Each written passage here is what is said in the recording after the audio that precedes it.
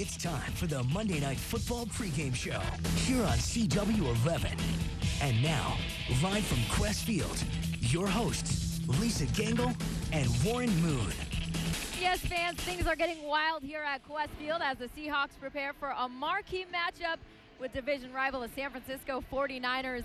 Welcome to the CW11 pregame show. I'm Lisa Gangel, regularly with King 5, but I'm thrilled to be here on the CW11, and with me, Hall of Fame quarterback Warren Moon. And that, of course, was the soaring Seahawks Hema, named by the Snoqualmie tribe. And Warren, a lot of excitement in the air tonight. But first, we just need to talk about it, that it's Monday Night Football. That's what it's all about tonight, Lisa. And Monday Night Football in the National Football League is what every player dreams of. It's the only game they played that day. Everybody around the league gets a chance to watch your game. Coaches, family, relatives, anybody that you've ever wanted to watch you play on a national stage, they get to watch on Monday Night Football. All these players are geeked up and ready to play.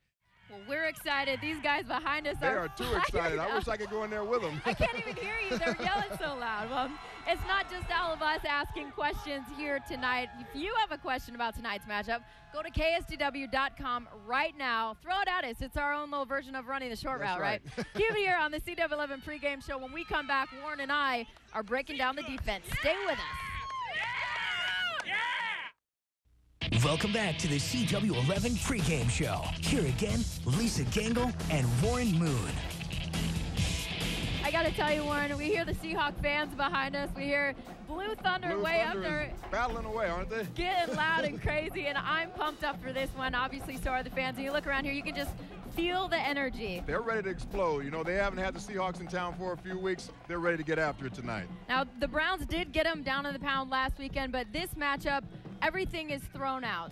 San Francisco's coming in on a 6-game losing streak. The Seahawks have lost the past 3 of 4. But it doesn't matter. It's Monday Night Football. It doesn't matter. It is Monday Night Football. It's a big stage like we talked about early in the show. And these guys want to get after it. They know this part of the season is a part of the season they can really take off because of the way the schedule is right now. And it all starts tonight at home in Quest Field against a divisional opponent. And right now we want to talk defense. We want to talk about that pass rush. The last time these two teams faced each other, the Seahawks defensive line was dominant. 6 sacks. Yes. Julian Peterson, three by himself. And they put their starting quarterback, Alex Smith, out of the game on the 3rd play of the game.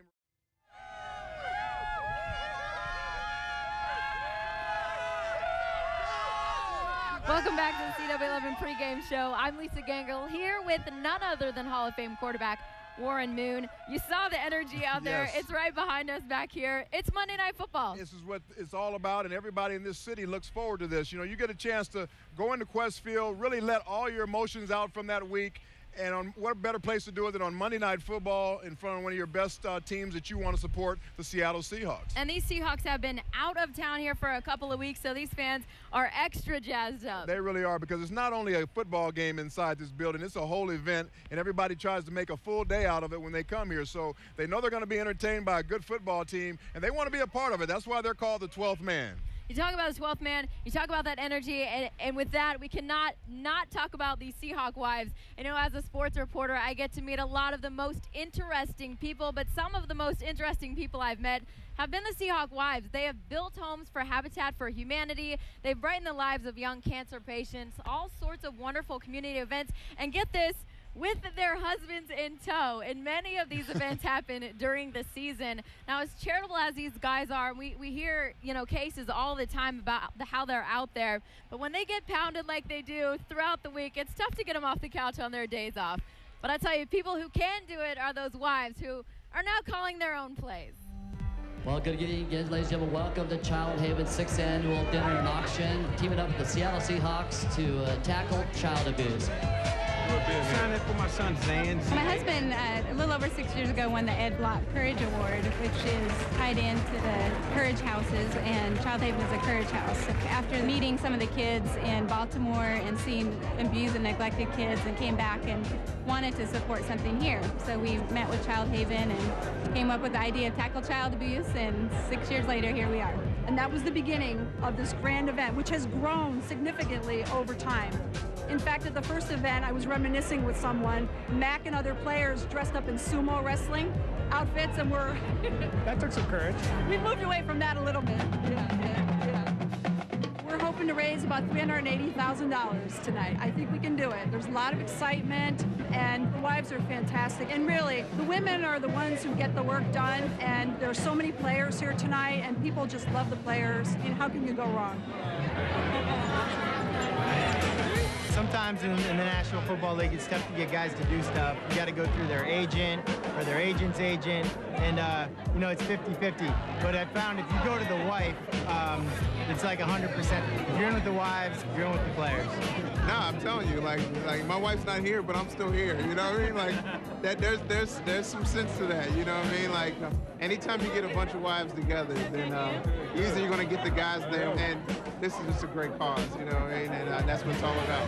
I'm sure it's got to be tough. I know probably the biggest thing for my wife is that she can't do anything about it. You know, she can't take away the disappointment that we feel, you know, in a tough loss or any of that kind of stuff. She can't take away the pain. It's a little bit nerve-wracking when he goes out there, and every play you kind of bite your fingers a little bit and hope to God that he just stays safe and that he comes through it a better person than he was when he started. We're all getting beat up, whether it's injuries or just mental exhaustion and stuff, and it's a long season, so for them to have another wife to go talk to is big. I think it helps you do your job, you know, if your job's in the home or if your job's at work and you're like, oh, this is tough, you know, and then he's like, well, do you want me to, you know, you want to be Bobby Ingram and get, you know, smushed in the middle, coming across the middle, you know, like you're like, no. You know, I think it's game day for the wives as well. You know, my wife gets, you know, she gets jacked up for Sundays. You know, she's ready to go, you know, beat up on the Rams or the Cardinals or whoever, the 49ers. It's you know, it's a family event. That's the most exciting thing, to be part of that, to be part of the Seahawks. We're all members of the team, I feel like. So for me, it's just, I feel like I'm a team member, you know, out there battling with the guys to win the game. I love watching Sarah on game day because during offense, she's there and she's praying and she's watching her husband and she's quiet. And special teams, she's there, and then defense comes on and she's a big defensive star from field hockey. And so she gets up there and that's her passion. And she's like screaming and yelling, come on, let's go. I mean, total 12th man right here. I definitely feel like a 12th man. You know, Lisa, these wives are the backbones of these players, and they live with them, they breathe with them, they feel the emotions of their husbands when they win, they feel the emotions when they lose, and a lot of times they can't get involved in the games, but they can get involved in what they do off the field, and that's when they can do things together. And I'll tell you what, the Seahawks wives are some of the most supportive wives that you'll find as a group in the National Football League. Well, you saw them in that piece talking about everything that they do and drag their husbands Yes. through. I know that you've been through it a million Yes. times. But one guy we saw on there, Sean Alexander, who's unfortunately not going to be playing tonight, stepping in for him will be Mo Morris, of course, but Leonard Weaver, you know, with Max Strong now out, he's really stepping up and kind of becoming his own player for these Seattle Seahawks. He really is. He's a very talented player, a young guy, but he possesses great hands out of the backfield. He's big and strong, really can run well with the football, and he also is becoming a much better blocker. So he's a guy I think you're going to see being featured a little bit more as this season goes along, as he gets more of a comfort level with what this offense is doing. And I know you know the locker room situation a lot better than I do, but he's kind of a locker room guy, isn't he? He really is. He is a prankster. He's a guy that keeps everybody loose. He has a lot of talent, not only as a football player, but he can also sing. And I hear he can also sing. He has actually sang a little gospel to me a couple of times on camera. Many of you might have seen it. But we have a special event going on here tonight. I'd like to introduce to you the recording artist, Mac Daddy himself, Sir Mix-a-Lot. That's Auburn's own Anthony Ray. He did a little piece with Leonard Weaver. He was out there singing with him, telling him, you know, really bringing him out. And so we're going to show you that the Sir Mix-a-Lot serenaded by a Seahawk. Yeah. Let's roll it. Right on, homie. Okay, hope you lose. All right. What's up, man? Mix-a-Lot, Seahawk headquarters, calling some of my friends back in Pittsburgh, talking about the problems we had a couple years ago. Yes, I'm still bitter, but today I'm here to talk singing. No, not defensive linemen. No, not big, hairy, musty dudes down low blocking for all the running backs. We're talking about singers. A fullback. Yes, not a halfback, not a cute little wide receiver, looks like Michael Jackson. A fullback. Leonard Weaver is gonna sing it for you, baby. Hawks pregame, come on.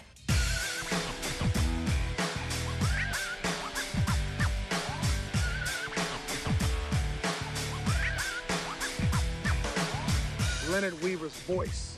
Oh, beautiful. You hear the voice. cat got skills. Oh, my goodness. Does he do this in the locker room? Oh, man, we're in there working and he's out here singing?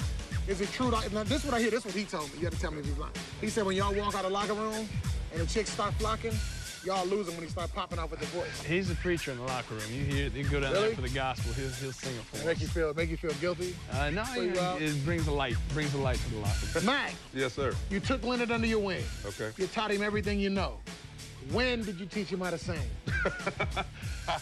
He does, man. I mean, if I had a record deal, I definitely had to put him on the label. That's what I would say. Julian Peterson would sign him. Warner Brothers, I got connections. Y'all better sign him because he's hot. How you doing, man? Man, I'm doing good. How I about want to talk to you about this voice, man. All right. Who taught you how to sing? Did Mac do that too? You know, Mac did a little bit. No, actually, you know, singing kind of one of the things that kind of just came along, you know. Mother and father sing a lot in church, and just kind of one of the things that kind of stuck to me. I talked to the coach. Okay, I told him, look, man, the brother used to play tight end, okay? Hands like pillows. He could snatch them down like he got on baseball gloves, okay? You got 2 crucial third down conversions. Yeah. And he ain't got you in the game. What's up? I just sit back and whatever he calls, man, I kind of go with it. And, you know, if he puts me in, he puts me in. You know, I just try to do the right thing. That's the team play. 110%, we get in there, you know. That's it. One game at a time. I heard you talking about going to church. You do gospel too? You know, man, I do a little bit of gospel. Well, actually, I do a lot of gospel. You know, a little bit of R&B. You know, yesterday I sang My Girl. Let's hear some of them notes, man. I would do so. All right, here we go. I've had some good days. I've had some hills to climb. I've had some weary days. All of my good days, they outweigh all of my bad days. Right. And I won't complain. You will not complain. Ooh, my mom, I can hear it. Praise the Lord. Wow. Lord. Woo, we have some players down here hollering. Some spirit down there, you know? Yeah, I got my goosebumps. I feel guilty now, like I got a football player singing to me on a balcony in like a romantic setting, and I got goosebumps. Something's wrong. We're gonna get on out of here, y'all. All right, Leonard Weaver, baby. Hey, Max, it was a pleasure meeting you, man. Throw him the ball. We'll see you. Beautiful music. We'll hope to see a lot of that beautiful work out on the field tonight. That'll be coming to us shortly. Stay with us on the CW11 pregame show. I'm Lisa Gangel. We'll be right back. Welcome back to the CW11 pregame show. A big thanks again to Anthony for being with us, and Leonard Weaver, of course, for singing those beautiful tunes. And thank you for kicking around with us on the CW11 pregame show. And I want you to tune in here. Listen, do you hear that? If you were here right now, you would feel that. That's primetime NFL football. 68,000 screaming fans. That's a sold-out house. And in a couple of minutes, we'll take you inside. Keep it right here as we kick off Monday Night Football. The Seahawks against the 49ers, live and loud at Quest Field right here in Seattle. You can hear the fans behind me screaming. Come on, guys. We can hear you. Keep it here on the CW11 postgame show as we reload for highlights and analysis. For Warren Moon, I'm Lisa Gangel. It's game time. Thanks for watching the Monday Night Pregame Show on CW11. Stay tuned as Seattle takes on San Francisco. The kickoff is next.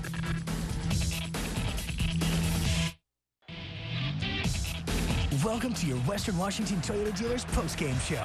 Now, once again, here's Lisa Gangel and Warren Moon on CW11. Welcome to the CW11 post-game show. Thank you for tuning in.